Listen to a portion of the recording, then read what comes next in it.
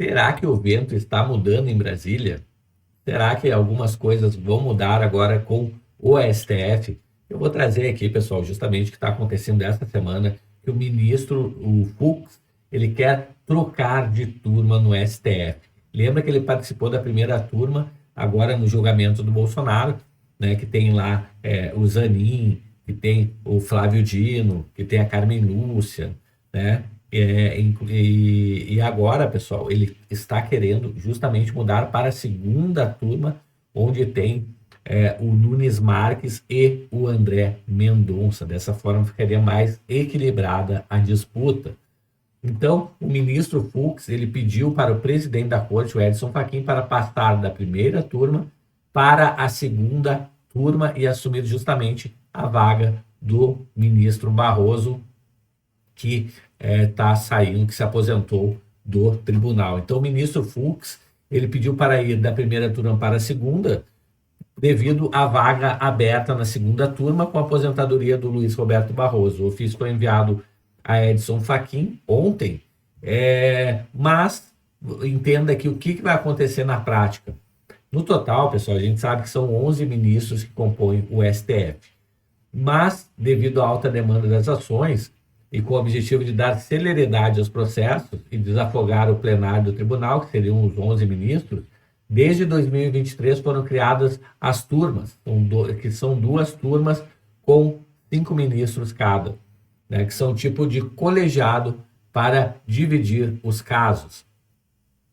Então, na prática, cada turma fica à frente de sessões específicas e tomam decisões aí a respeito de ações que chegam ao tribunal, mas que não vão a plenário num primeiro momento. Então, ir a plenário, no caso, é quando o assunto em questão é avaliado por todos os 11 ministros. Então, a gente sabe que a primeira turma é composta pelo Flávio Dino, né, Carmen Lúcia, Luiz Fux, Alexandre de Moraes e Cristiano Zanin. Ou seja, Flávio Dino, amigo do Lula, Carmen Lúcia, indicada governo Lula, o Fux, que é o único que divergiu do voto do Bolsonaro, Alexandre de Moraes, não preciso nem dizer quem é, e Cristiano Zanin, ex-advogado de Lula. Então, tirando o Fux, pessoal, nessa primeira turma, que seria somente um voto, dos 5, somente um voto seria de uma pessoa que realmente está mostrando aí que tem mais senso, por assim dizer. E o resto seria todos afiliados do Lula, direto ou indiretamente. Já na segunda turma, a gente tem o Gilmar Mendes, né? A gente tem o Dias Toffoli, Gilmar Mendes, também amigo do Lula, Dias Toffoli também, na linha do Lula, mas a gente tem o Nunes Marques, o André Mendonça, né, que justamente foram indicados pelo Bolsonaro e têm se mostrado pessoas bastante acertadas até agora. O Barroso, que integrava esse colegiado, saiu fora, né, devido à aposentadoria, e abriu-se uma vaga nessa segunda turma. O que acontece, pessoal? No momento que entra o Fux, né, ele, o André Mendonça e o Nunes Marques acabam formando a maioria dessa turma.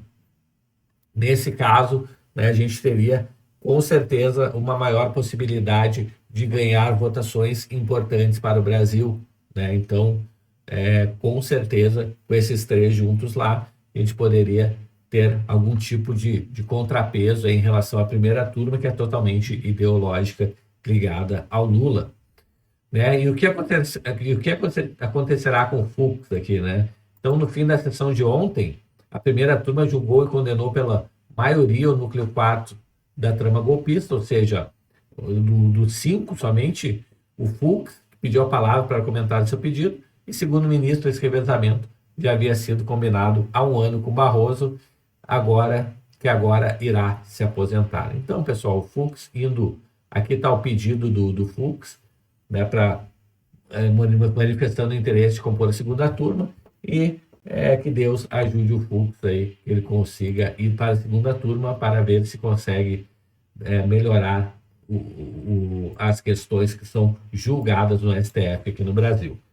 Pessoal, próxima notícia aqui, o Fux, ainda falando do Fux, né, ele admite ter julgado injustamente quem não deveria ter julgado no 8 de janeiro. Vamos ouvir aqui o Fux. O ministro Fux, na verdade, tem sido a lucidez da primeira turma do Supremo nesse julgamento em que 3 dos 5 julgadores têm óbvio conflito de interesse. O Dino era ministro da Justiça no 8 de janeiro e perdeu os arquivos de vídeo das câmaras do Ministério da Justiça. Isso sim parece ser obstrução de justiça. E declarou muitas vezes o que pensava do Bolsonaro. Para o Dino sempre foi golpe. Ele não tinha, então, condição moral alguma de participar desse julgamento. O Zanin foi advogado pessoal do Lula durante a Lava Jato. Muito amigos, muito próximos. Já o Moraes se tornou aquela figura jurídica bizarra que só existe no Brasil. Vítima, inquiridor, acusador, julgador, tudo ao mesmo tempo. Então, essa declaração de hoje do Fux é realmente corajosa e mostra ainda mais lucidez, principalmente depois do que ele tomou de bullying durante o julgamento do Bolsonaro. Tomou bullying dos pares, tomou bullying da imprensa, tomou bullying de todo o consórcio. Recapitulando, ele está admitindo que não deveria ter condenado gente que ele condenou. E não devia mesmo. Não pelos crimes imputados, deveria ter condenado apenas por vandalismo, e só se a acusação tivesse conseguido individualizar as condutas criminosas, o que não conseguiu. Então hoje ele votou para absolver os acusados e também pediu então para sair da primeira turma. Se ele mudar de turma, pelo menos vai ter um equilíbrio em termos de turmas. A segunda turma teria o Fachin, o Gilmar, o Toffoli, o Nunes Marques, o André Mendonça e o próprio Fux. E aí, julgamentos que caíssem lá teriam mais chance de justiça. Em termos legais, ainda assim, ele teria sido voto vencido, Léo, mesmo se tivesse absolvido todo mundo. Mas em termos morais e perante a história, eu acredito que o Fux sai ainda maior desse teatro.